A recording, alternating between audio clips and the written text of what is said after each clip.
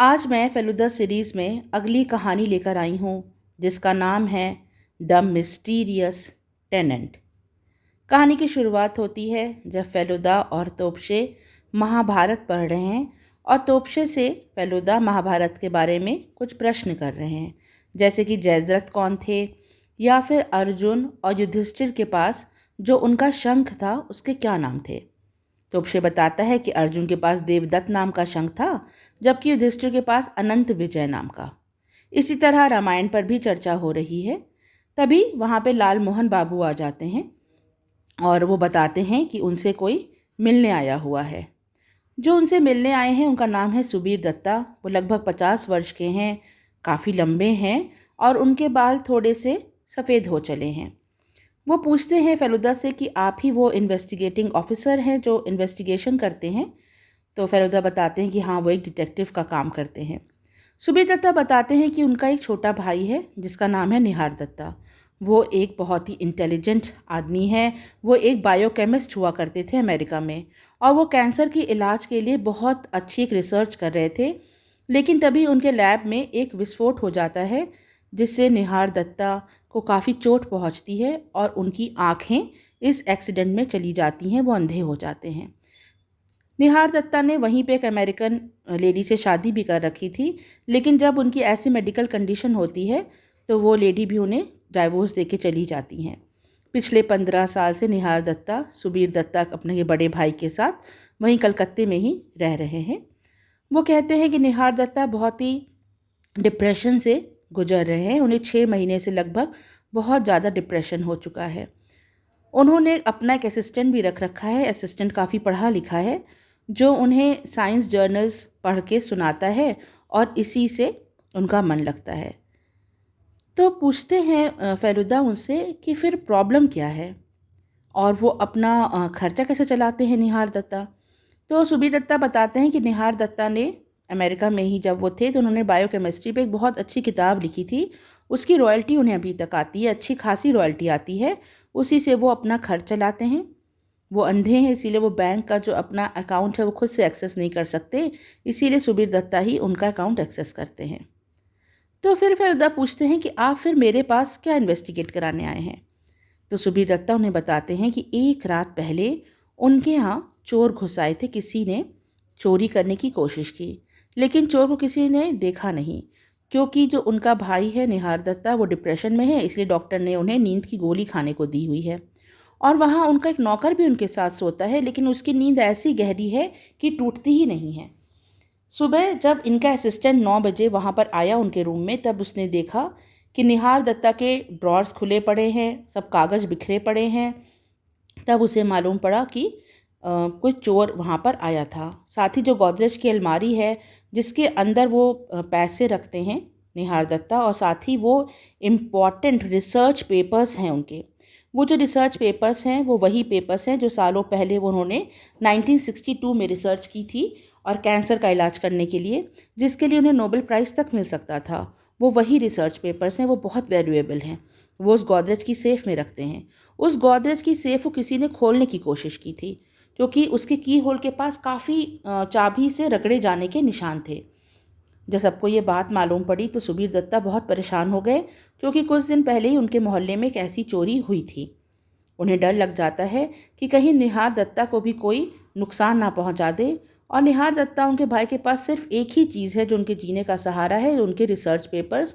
वो अपने research papers के लिए बहुत ही भावुक हैं और उनके लिए वो रिसर्च पेपर्स अनमोल हैं। तो वो फेलुदा से कहते हैं कि उस शाम को वो वहाँ पर आएँ उनके घर पे, और अगर वो कुछ इन्वेस्टिगेशन में उनकी हेल्प कर सकें कि चोर कौन हो सकता है जिसने चोरी की कोशिश की लेकिन कर नहीं पाया, या उन्हें क्या ऐसे मेजर्स लेने चाहिए जिससे आगे चोरी ना हो, तो उनकी बड़ी हेल्प हो जाएगी। फेलुदा कहते हैं कि ठीक है, वो शाम को उनके घर पे आएंगे। उनका घर जो कि बालीगंज पार्क नाम की एक जगह पर है, उनका बंगला है वहाँ पर। जाते वक्त फेलुदा पूछते हैं सुबीर दत्ता से कि उनके घर में उनके भाई निहार दत्ता, उनके सेक्रेटरी और उनके नौकर के अलावा क्या कोई और भी रहता है। तो सुबीर दत्ता बताते हैं कि हाँ, उन्होंने घर के पिछले हिस्से में उनके 2 कमरे बने हुए हैं जिसमें 2 किराएदार यानी कि टेनेंट रहते हैं। एक किराएदार हैं जिनका नाम है मिस्टर सुखवानी। वो लगभग 3 साल से वहीं पे रह रहे हैं वो आर्ट और एंटीक का काम करते हैं, लेकिन वो भी एक शेडी कैरेक्टर हैं। शायद वो कुछ इलीगल काम करते हैं क्योंकि पुलिस जो है वो उन पे नज़र रखती है। दूसरे उनके किराएदार हैं मिस्टर दस्तूर। उनको आए हुए लगभग अभी 4 से 5 महीने हुए हैं। ये भी थोड़े सस्पिशियस कैरेक्टर हैं। बिल्कुल अकेले रहते हैं, कहीं किसी से मिलते-जुलते नहीं हैं, ना ज़्यादा बात करते हैं और ये बिल्कुल अकेले ही रहते हैं कमरे में।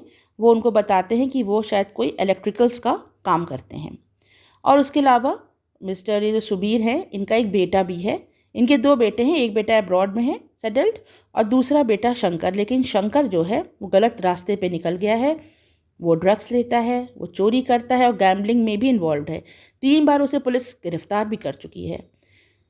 फिर बहुत ही दुखी होकर सुबीर दत्ता कहते हैं कि उन्हें शक है कि कहीं उनके बेटे ने ही निहार दत्ता की अलमारी से चोरी करने की कोशिश तो नहीं की, क्योंकि उसे पैसे की हमेशा ज़रूरत रहती है।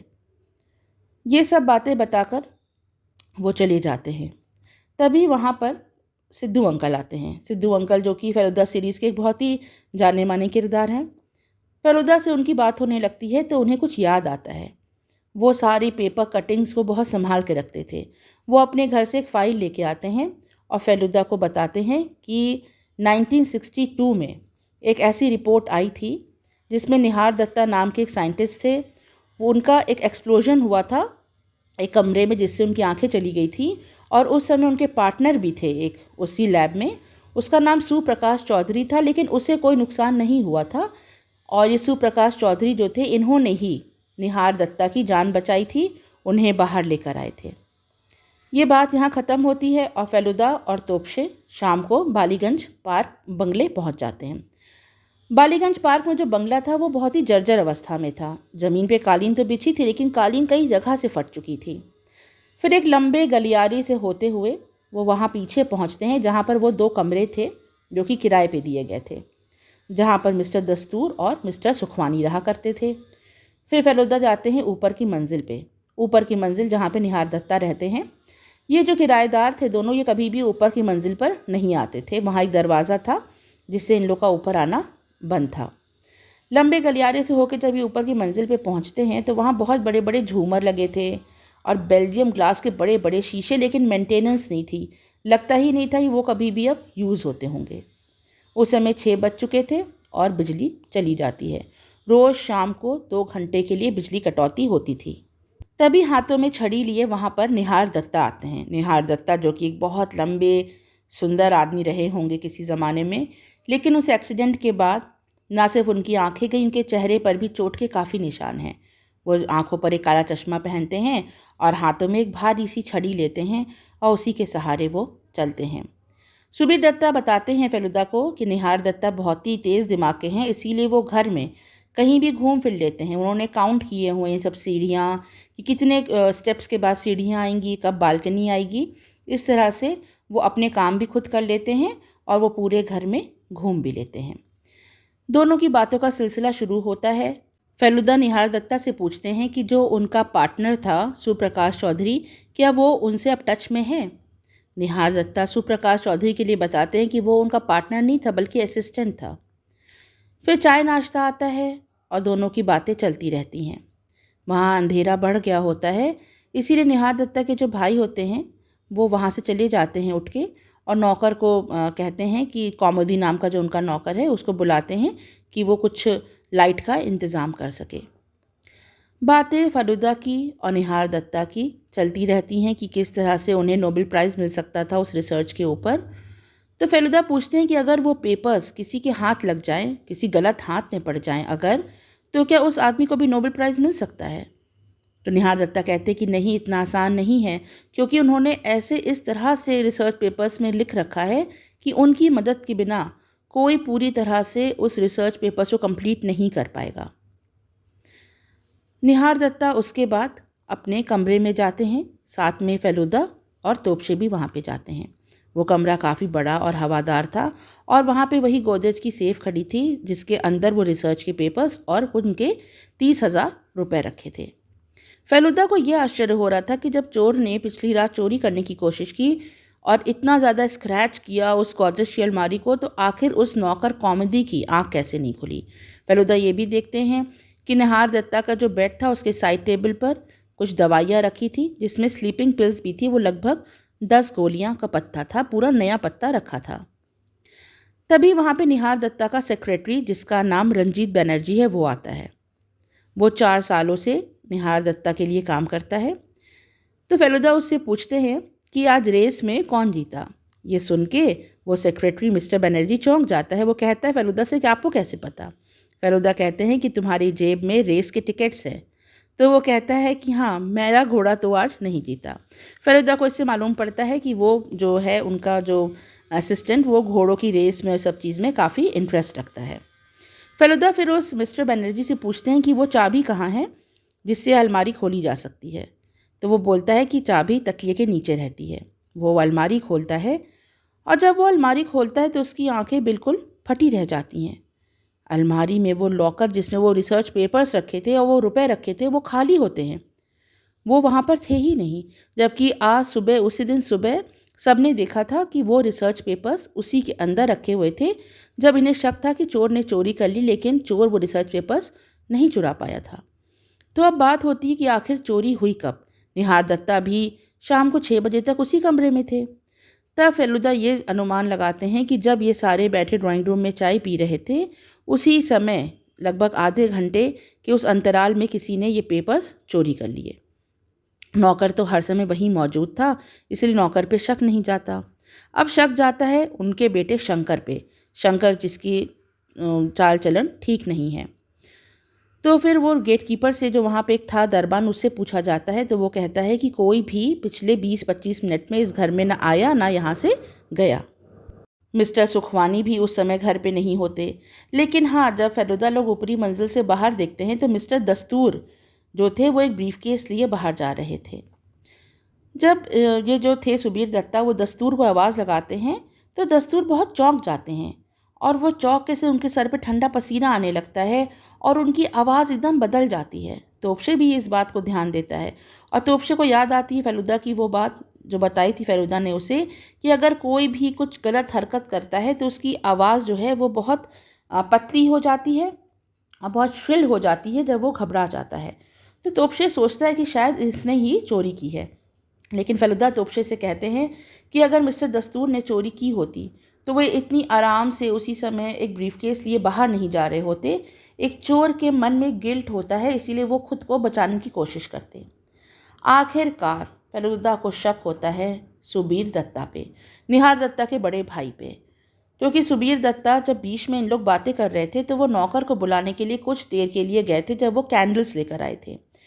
फेलुदा को लगता है हो ना हो सुबीर दत्ता को सकता है पैसों की कमी हो या उनका बेटा बहुत बिगड़ा हुआ हो, इसीलिए उनके पास पैसे ख़त्म हो गए हों।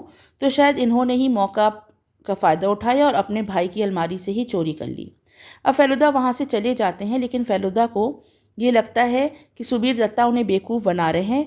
पहले तो वो खुद फेलुदा से मदद मांगने आते हैं, लेकिन वो खुद ही एक झूठी चोरी का बहाना लगाते हैं और खुद ही वो चोरी कर लेते हैं और शायद वो किसी और को फंसाना चाह रहे हैं।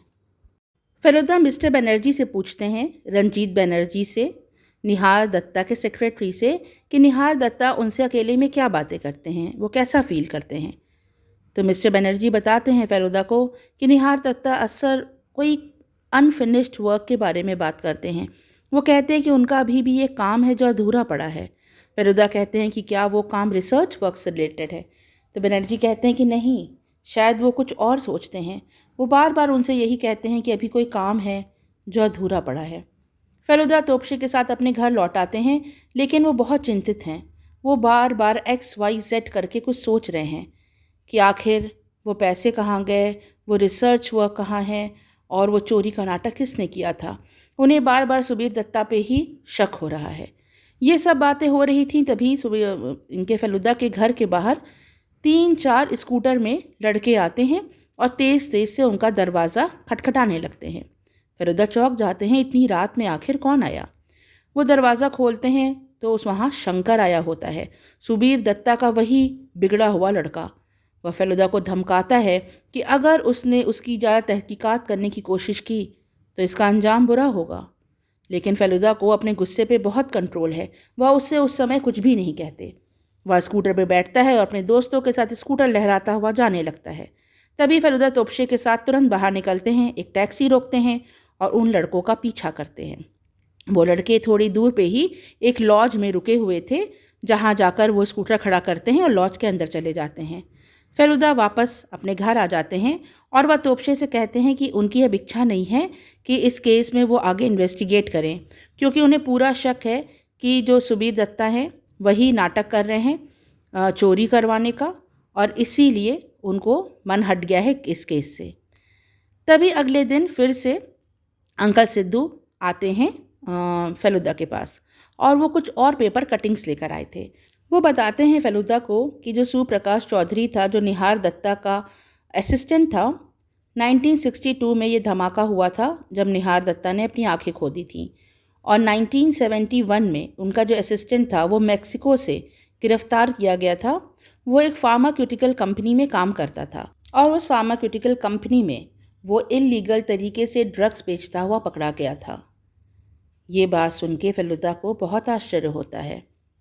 उसके बाद अगले दिन फेलुदा के पास कॉल आती है पुलिस इंस्पेक्टर की। वह बताते हैं कि जिस घर में फेलुदा गए थे वहाँ पर मिस्टर दस्तूर का कत्ल हो गया है पिछली रात। फेलुदा यह सुन के चौंक जाते हैं और तुरंत वहाँ पर पहुँचते हैं। जब वो वहाँ पहुँचते हैं तो देखते हैं कि मिस्टर दस्तूर के सर पे कोई भारी ऑब्जेक्ट से वार करके उनकी हत्या कर दी गई थी। मिस्टर दस्तूर के कमरे से ज़्यादा सामान नहीं मिलता, और जब पुलिस इन्वेस्टिगेट करती है तो उनको मालूम पड़ता है कि मिस्टर दस्तूर एक फ़ेक आइडेंटिटी से वहाँ रह रहे थे। वो किसी भी इलेक्ट्रिकल्स का काम नहीं करते थे, और उनके जूते के तल्ले में से 17,000 पाउंड मिले थे। इस बात से सब बहुत शॉक्ड हो जाते हैं, और एक आध जर्मनी के पेपर्स भी उनके कमरे से मिले थे, बाकी वहाँ से कुछ भी नहीं मिला था। तब फेलुदा जो थे वो इन्वेस्टिगेशन में पुलिस की हेल्प करते हैं कि किस तरह से उनकी हत्या की गई होगी, किसने उन्हें मारा होगा। शक तो वो दूसरे टेनेंट पे भी जाता है, क्योंकि इन दोनों की आपस में बनती नहीं थी। लेकिन वो जो दूसरे टेनेंट थे वो रात भर बताते हैं कि वो अपने कमरे में सो रहे थे, और जब वो सो रहे थे तो उन्हें मिस्टर दस्तूर के खर्राटे की आवाज़ काफ़ी रात तक आती रही थी। इसका मतलब रात में 12 बजे 1 बजे के आसपास शायद उनका कत्ल हुआ था। फेलुदा को समझ में नहीं आ रहा था कि आखिर चोरी किसने की, पेपर्स किसने चुराए, वो पेपर्स कहाँ चले गए, और अब मिस्टर दस्तूर का कत्ल हो गया। वो बार बार उस घर पे आते थे और इन्वेस्टिगेशन में क्या हो रहा है इस बात को जानने के लिए। इसी बात में उनकी निहार दत्ता से भी बात होती थी। वो निहार दत्ता से पूछते हैं कि वो जो एक्सप्लोजन हुआ था उनकी लैब में, तो वो क्या वो एक्सीडेंट था? निहार दत्ता कहते हैं नहीं, वो एक्सीडेंट नहीं था। निहार दत्ता बहुत ही मायूस और बहुत थके हुए लग रहे थे। वो कह रहे थे कि अब उनकी ज़िंदगी में कुछ नहीं बचा।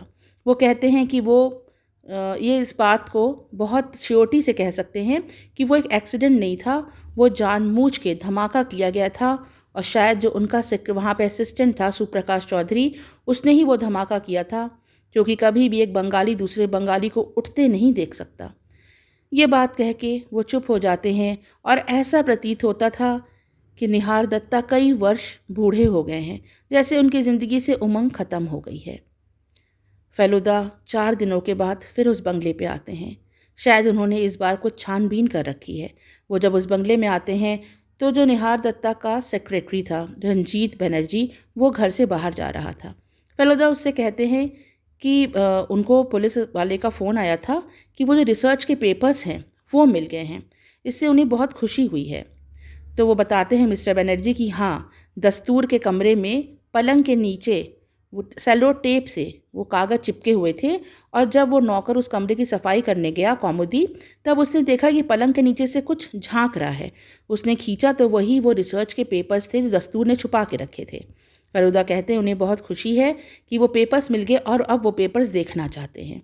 इस पर मिस्टर बनर्जी थोड़ा हिटक जाते हैं। वो कहते हैं कि इसके लिए उन्हें निहार दत्ता से परमिशन लेनी पड़ेगी, क्योंकि वो पेपर्स आज तक सील्ड हैं, वैसे ही जैसे अमेरिका से आए थे। तो वो कहते हैं ठीक है, वो निहार दत्ता से बात कर लेंगे। निहार दत्ता तुरंत ही फेलुदा को पेपर्स दिखाने के लिए तैयार हो जाते हैं। निहार दत्ता अपने कमरे में बैठे होते हैं और बाहर बैठक में मिस्टर बनर्जी वो पेपर्स लेके आते हैं। फेलुदा जब वो पेपर देखते हैं, उसकी लिखावट जो प्रिंट होता है उसके ऊपर अमेरिका के उस कॉलेज का जहाँ पर ये पढ़ते थे, जहाँ से ये रिसर्च करते थे, तो बहुत ध्यान से वो काफ़ी देर तक उसको देखते रहते हैं। फिर वो तोपशे से कहते हैं कि तोपशे, पता है, ये टाइप केस होता है। टाइप केस जैसे पहले जो प्रिंट होती थी, जैसे आज हम कंप्यूटर में एरियल, बोल्ड, इटैलिक सब चूज़ करते हैं कि कैसे हमें किस फ़ॉन्ट में क्या डिज़ाइन चाहिए, ऐसे ही पहले अलग अलग कंट्री में अलग अलग तरह के फ़ॉन्ट्स बनते थे जिनको प्रिंटिंग प्रेस में सेट कर दिया जाता था। जैसे अमेरिका के जो प्रिंट होता था उसकी प्रिंटिंग अलग तरह के फ़ॉन्ट से होती थी, इंडिया में अलग तरीके से। फेलुदा को इस चीज़ का बहुत ज्ञान था। उन्होंने एक केस के लिए इसकी बहुत गहराई से स्टडी की थी। वो कहते हैं कि जो ये छपाई की गई है ये अमेरिका की छपाई नहीं है, ये यहीं इंडिया की छपाई है, बल्कि यहीं कलकत्ते में ये लिफाफे के ऊपर जो एड्रेस है वो छापा गया है। ये बात सुनते ही मिस्टर रंजीत बनर्जी के होश उड़ जाते हैं, वो बिल्कुल फ़क सफ़ेद पड़ जाते हैं। उसके बाद फेलुदा कहते हैं कि अब वो ये रिसर्च पेपर्स खोलेंगे और बिना किसी के परमिशन के फेलुदा वो रिसर्च पेपर्स का लिफाफा फाड़ के बाहर निकालते हैं और आश्चर्यजनक रूप से वो सारे कागज़ बिल्कुल ब्लैंक थे। मिस्टर बनर्जी के मुंह से हाय निकल जाती है और वह अपना सर अपने हाथों में छुपा के रोने लगते हैं। वो कहते हैं कि वो कभी भी ऐसा करना नहीं चाहते थे, लेकिन उनकी लालच ने उनसे ऐसा करवाया। उस दिन जब सब सोच रहे थे कि शाम को चोरी हुई थी, उसी दिन दोपहर में मिस्टर रंजीत बनर्जी ये काम तमाम कर चुके थे। वो चाबियाँ हमेशा उनके पास में रहती थीं। वो अलमारी से कई बार पैसे निकालते रखते थे और इसी बीच में उन्होंने वो कागज़ निकाल लिए थे और साथ में 30,000 रुपये भी। तब फेलुदा उनसे पूछते हैं मिस्टर बनर्जी से कि उन्होंने यही समय क्यों चूज़ किया, वो तो इतने सालों से यहाँ थे, चोरी तो वो कभी भी कर सकते थे। तब बनर्जी एक बहुत बड़े राज का खुलासा करते हैं। दरअसल मिस्टर दस्तूर जो नीचे रह रहे थे वो मिस्टर दस्तूर थे ही नहीं, वो तो वही सुप्रकाश चौधरी थे, निहार दत्ता के वही असिस्टेंट जिन्होंने जानबूझ के एक्सप्लोजन करके निहार दत्ता की आंखें खराब करवाई थीं। वो इसी लालच में 4 महीने से टेनेंट बन के रह रहे थे। ये बात निहार दत्ता भी 3 दिन पहले जान चुके थे और यही बात रंजीत बनर्जी भी जानता था। उसने इस मौके का फ़ायदा उठाया। वो जानता था कि पूरा शक दस्तूर पे जाएगा और इसलिए उसने इसी समय चोरी की कि चोरी करके वो नोबेल प्राइज़ विनर बन जाएगा। लेकिन उसने फेलुदा से पूछा कि उसे कैसे शक हो गया उसके ऊपर। फेलुदा ने कहा कि निहार दत्ता से उसने रंजीत बनर्जी के बारे में काफ़ी बातचीत की थी। निहार दत्ता ने बताया था कि रंजीत बनर्जी भी बायोकेमिस्ट्री का ही एक स्टूडेंट है और बहुत ही ब्राइट स्टूडेंट रह चुका है। तब फेलुदा मिस्टर बनर्जी के उन टीचर से मिलने गए जहाँ पर ये पढ़ाई करता था। वो टीचर बताता है फेलुदा को कि रंजीत बनर्जी का फ्यूचर बहुत ही ब्राइट था, लेकिन पता नहीं वो किस लालच में निहार दत्ता के यहाँ नौकरी करने चला गया और उसने अपने फ़ाइनल एग्ज़ाम्स कभी दिए ही नहीं। अगर वो अपने फ़ाइनल एग्ज़ाम्स देता तो वो बहुत बड़ा स्कॉलर बन सकता था। निहार दत्ता के यहाँ नौकरी करने का सिर्फ एक ही लालच था जो रंजीत बनर्जी को वहाँ तक खींच के ले गया था, वो रिसर्च पेपर्स। और साथ में जब उसे रुपयों की गड्डी मिली तो उसने वो भी चुरा ली कि शक ज़रूर दस्तूर पे ही जाएगा। वह रोने लगता है। वह कहता है कि निहार दत्ता से इस बारे में ना बताएं, क्योंकि वो ऐसे ही टूट चुके हैं, वो और टूट जाएंगे। फेलुदा कहते हैं कि तुरंत वो 30,000 रुपये और रिसर्च पेपर्स उनको ला कर दे दे और वो इस बात का खुलासा किसी से नहीं करेंगे। रंजीत उन्हें वो पेपर्स और वो 30,000 रुपये ला के दे देता है। फिर फेलुदा जाते हैं निहार दत्ता से बात करने। निहार दत्ता आज और भी बूढ़े और कमज़ोर लग रहे थे। वह बार बार एक ही बात कह रहे थे कि अब उन्हें जीने की कोई चाह नहीं। वो फेलुदा से कहते हैं कि फेलुदा एक बहुत तेज़ दिमाग के इन्वेस्टिगेटर हैं, वो अवश्य पता लगा लेंगे कि दस्तूर का खून किसने किया था। फेलुदा निहार दत्ता से हाथ मिलाते हैं और वापस लौट आते हैं। लौटने पे वो तोपशे को एक कहानी सुनाते हैं। कहानी दशरथ महाराज की थी। दशरथ जब राम के वियोग में बहुत दुखी थे, रो रहे थे, तो वो सोचते हैं आखिर किस पाप के कर्म थे, कैसे पाप किए थे उन्होंने जो उन्हें पुत्र वियोग झेलना पड़ा। तब उन्हें याद आता है कि जब वो यंग थे, एक राजकुमार थे, तब वो जंगल में एक बार शिकार खेलने गए थे। दशरथ को ये महारत हासिल थी कि सिर्फ आवाज़ से, सिर्फ ध्वनि सुन के वह बिल्कुल सटीक तीर चला सकते थे। और उन्होंने गलती से एक जानवर को समझा, लेकिन तीर लग गया एक युवक को। तब उस युवक के बूढ़े माँ बाप ने दशरथ को श्राप दे दिया था कि जिस तरह से वो पितृ वियोग में, इस बुढ़ापे में रो रहे हैं, एक दिन दशरथ भी रोएंगे। फेलुदा की इस कहानी का अर्थ इस समय यहाँ पर क्या है ये तोपशे समझ नहीं पाता। तब तोपशे से कहते हैं फेलुदा कि निहार दत्ता अंधे थे, लेकिन उनके सुनने की शक्ति बहुत तेज़ हो चुकी थी और दस्तूर जब खर्राटे लेता था तो उसकी आवाज़ ऊपर तक आती थी। निहार दत्ता का एक ही अनफिनिश्ड काम था, एक ही काम था जो वो कर नहीं पाए थे, अपने उस असिस्टेंट से बदला लेना, जिसकी वजह से उनकी पूरी ज़िंदगी बर्बाद हो गई। जब वो जान गए कि दस्तूर ही सुप्रकाश चौधरी है तो वो अपने आप को रोक नहीं पाए। और उस दिन जब रंजीत बनर्जी ने चोरी की तो पूरा शक निहार दत्ता को दस्तूर के ऊपर गया। वो समझ गए थे कि दस्तूर ने ही मौका पाके उनके रिसर्च पेपर चुरा लिया और उसका गलत इस्तेमाल करेगा। वो खुद को रोक नहीं पाए और रात के अंधेरे में अपनी वो मोटी भारी मुट्ठेदार छड़ी लेकर वो नीचे गए। दस्तूर की खर्राटे की आवाज़ साफ आ रही थी और ध्वनि सुनकर ही उन्होंने दस्तूर के ऊपर एक के एक बार कई वार किए जब तक वो मर नहीं गया। इस तरह से उन्होंने अपना बदला पूरा कर लिया। इस बात को 17 दिन बीत गए। ठीक इसके 17वें दिन निहार दत्ता भी नहीं रहे। उन्हें जीने में अब कोई चाह नहीं रह गई थी और मरने के पहले वो अपनी सारे जो पैसे थे और वो रिसर्च के पेपर रंजीत बनर्जी को दे गए, क्योंकि उन्हें पता ही नहीं था कि असली चोरी तो रंजीत बनर्जी ने की थी। वो उसे सुपात्र समझते थे। इस तरह से ये कहानी यहीं समाप्त होती है। काफ़ी ट्विस्ट एंड टर्न्स थी इस कहानी में, लेकिन कहानी बहुत ही इंटरेस्टिंग थी। आपको ये कहानी कैसी लगी कमेंट सेक्शन में ज़रूर बताएं। अगर कहानी ज़रा सी भी अच्छी लगी हो तो इस कहानी को एक लाइक ज़रूर करके जाएं। मेरे चैनल से जुड़ने के लिए आप सबका बहुत बहुत धन्यवाद। Thanks for listening. Bye for now.